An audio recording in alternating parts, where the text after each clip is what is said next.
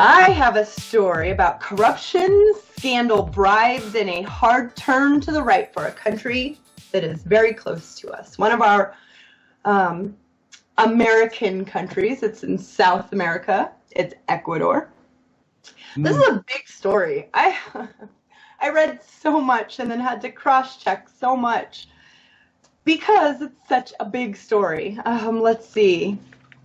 Ecuador sold out WikiLeaks Julian Assange. I'm sure most of you guys know just at least that much. It's a historical betrayal, though. It's so much bigger than just that. Ecuador's president, Lenin Moreno, his embrace of the right-wing neoliberalism and in collaboration with the U.S. imperialism has been successfully repressing any and all leftist opposition in Ecuador. So with that, he's been in office for 2 years. He has changed the courts. He's made laws so that the party that the past president was a part of, that he started. He was the leader of this party. That party didn't exist before that president. This new president, Lenin Moreno, he made laws so that you can't run for office if you're part of that party. And there's way more than that, and I didn't want to make the story about that. So please look into that if you're interested. There's so much there. The previous president of Ecuador, Rafael Correa, I can't say it properly, was a supporter of WikiLeaks and Assange. Rafael Correa is a member of the leftist party in Ecuador and granted Assange asylum in the Ecuadorian Embassy. That was him that did that. He followed the international laws and the Constitution of Ecuador. And he went even further and nationalized Julian Assange. Julian was an Ecuadorian citizen. On paper, that's what he was. That's why England couldn't go into the embassy and take him. He was a citizen, and he has rights because of that under Ecuador's constitution and under international laws. The current president, Lenin Moreno, has taken a severe, like I said, neoliberal stance and has taken sides with the U.S., ignoring international law altogether. Political asylum, you see, has specific laws, international laws, and whatever nation you follow has their own laws as well. Or live in, I should say, not follow. I guess you could follow a country, but it's not the same. These laws were followed to the T underneath the previous admin. That's why there was no way to get Julian. That's why he stayed there. He was safe there. Julian Assange was granted Ecuadorian nationality under Rafael Correa. It's C-O-R-R-E-A, Correa. So, and it sounds like I'm saying the country, but I'm not. And as of right now, Assange is still an Ecuadorian citizen. Under the laws and constitution of Ecuador and under international laws, he is still an Ecuadorian citizen. Lenin Moreno, president, is currently trying to strip Assange of his nationality. However, it has not happened yet.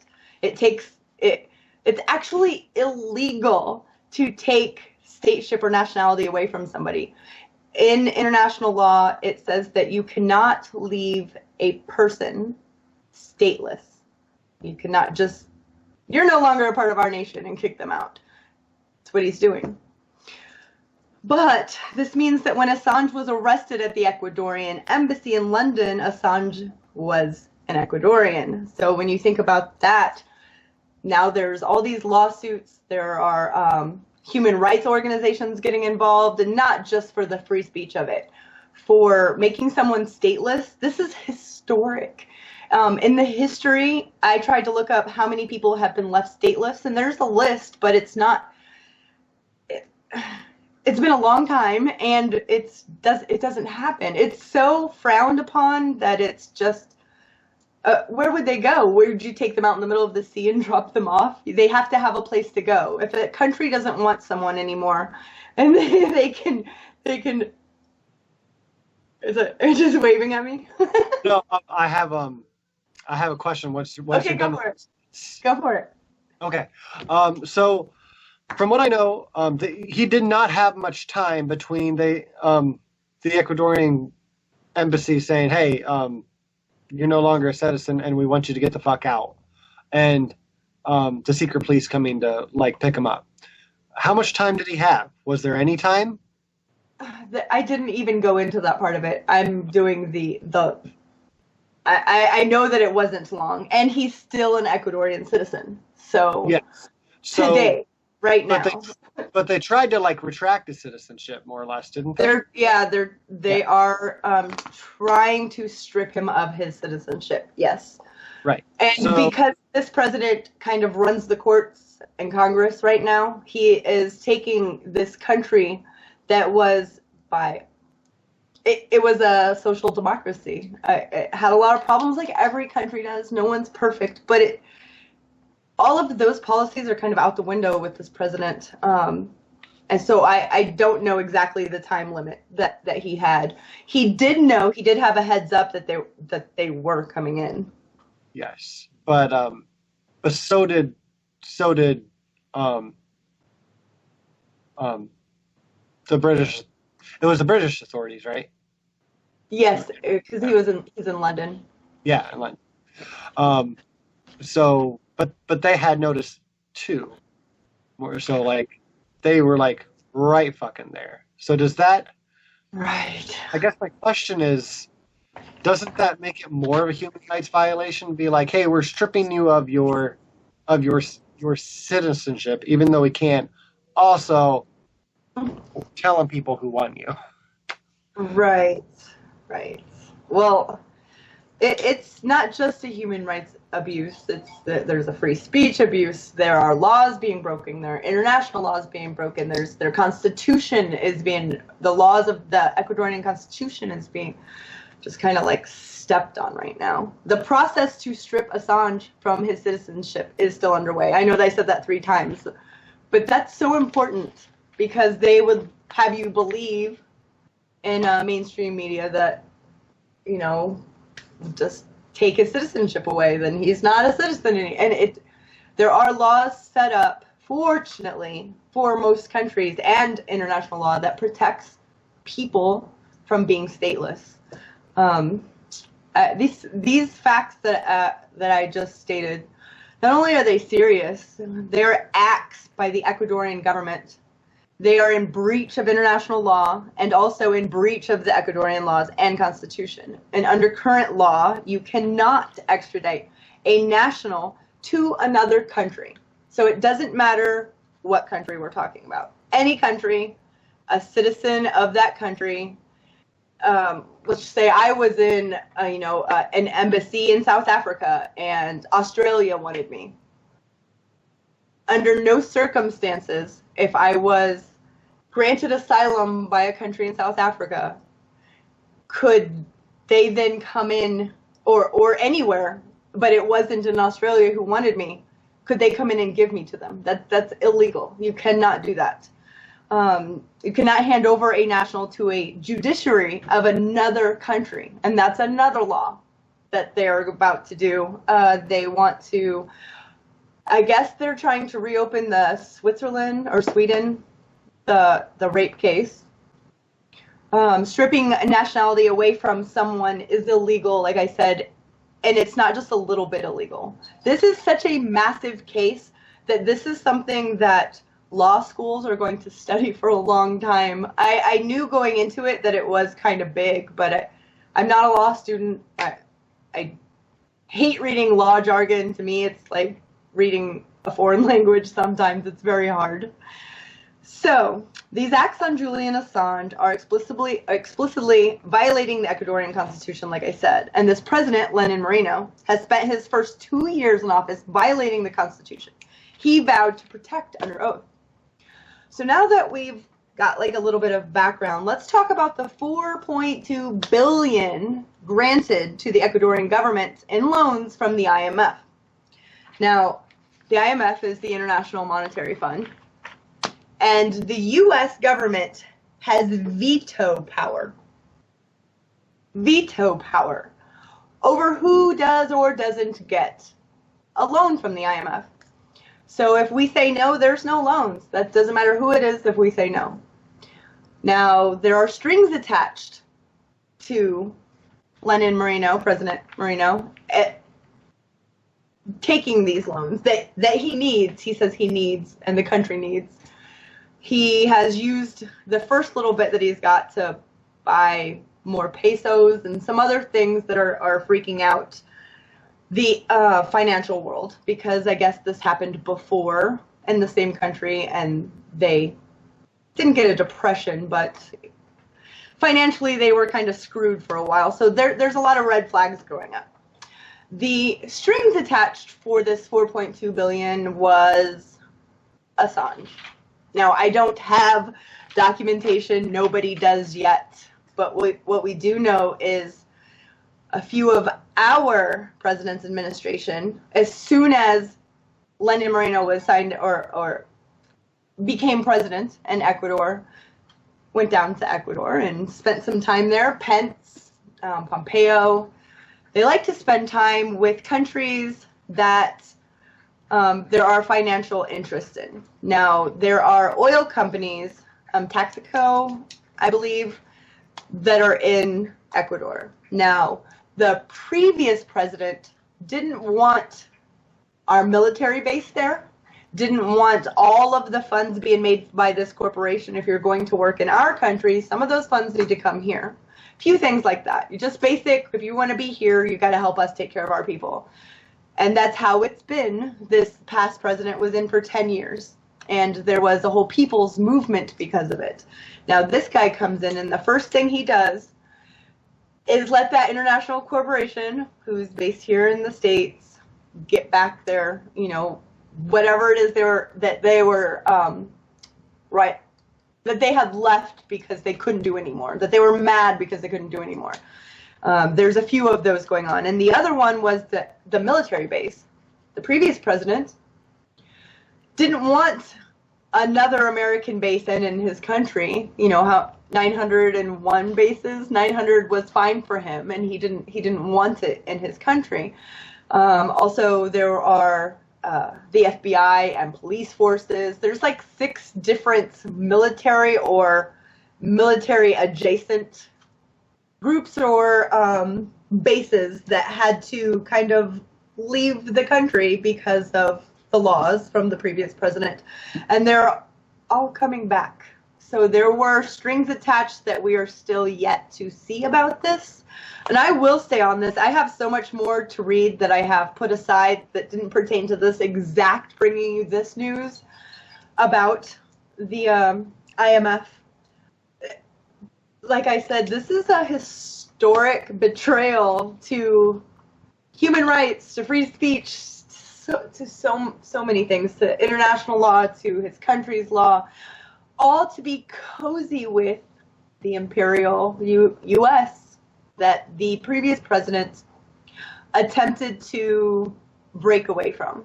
He said there's nothing wrong if you want to be a part of our nation. We would like to be a part of yours. We can help each other.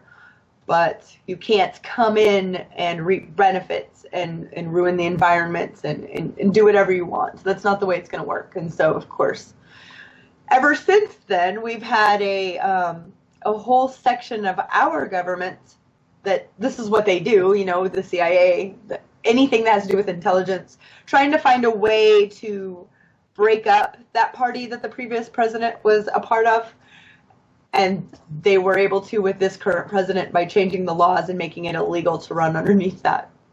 It's just it's a sad world that we kind of live in when it comes to this stuff. When it comes to international corporations and imperialism and countries that, everything can change when you elect a new president. Everything can change. Just look at Chile and now Ecuador. I really don't want our country putting troops there, and I really don't want this to lead into some sort of another regime change war, all because of this case. But this case is really bigger than I thought it was going into it. And that's it for now. That's it for now. Oh my goodness. It's pretty scary. One more thing. I do think that they sacrificed Julian Assange because the current, this is just 3 weeks ago, and it has something to do with this, but it isn't the reason why most of this happened. Ecuador is sacrificing its own country's independence to cover up the fact that there's election fraud being investigated. What was the other? Voter fraud scandal. There's so many scandals this president kind of reminds me of ours that he is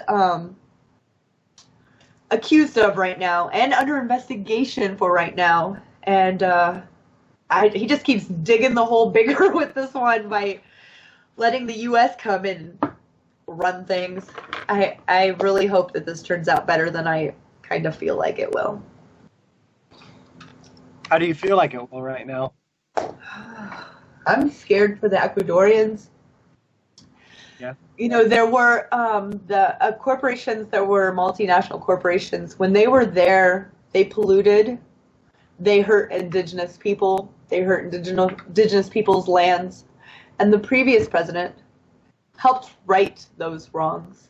And, you know, that just really gets underneath the skin of the military-industrial complex that is the U.S. military. And not everybody knows this, but I will say it again because I feel like I always need to.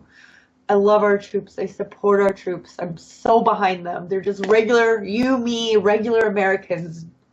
They're brave. I will always be grateful for them. It's the men at the top and some women that are making these decisions because of and on behalf of corporations. And so what I see happening is all of those wrongs that were righted by the previous president becoming wrongs again. I see a lot of regular Ecuadorians and poor Ecuadorians getting poorer and losing more rights. He has perverted so many laws already that hurt the regular people. I mean, if you were part of this Labor Party, this Workers' Party, it's illegal to be a part of that party now. Like, just yeah, I don't see this ending well. If we have a president that's in place right now in Ecuador that is a yes man to the Boltons and you know, and he's very happy to make America happy, and that's not going to be good for his country, his people. I don't see it ending well right now for Assange or for the Ecuadorian people. Well, look, peace and reparations and not violating human rights isn't very profitable. Yeah. I think you need to, like, get with it. Grow up, Christy. Live and make believe life. I'm trying. I just can't like war no matter what I try. Yeah. It's just really like tough. it has to do with, you know, like the killing part. The key. Yeah, there's Can't get over that part. Yeah. So, all right. Is there anything else you want to cover on that topic? Ecuador, no. There's a lot right there for people to take it and look up, you know, a lot. And you will be blown away. I would give you a suggestion though. Max Blumenthal, investigative journalist, has a YouTube channel. It started just a few months ago, The Gray Zone. The Gray Zone. And he has a phenomenal, it's I think an hour and 12 minutes breakdown of what's going on about pretty much this, but without the sources, you know, and he actually has an ex-prime minister who was the previous prime minister to the one that's there now is his guest. So it was very enlightening. Yeah. Stop that. I would, excuse me. I would second Max Blumenthal. He's really awesome.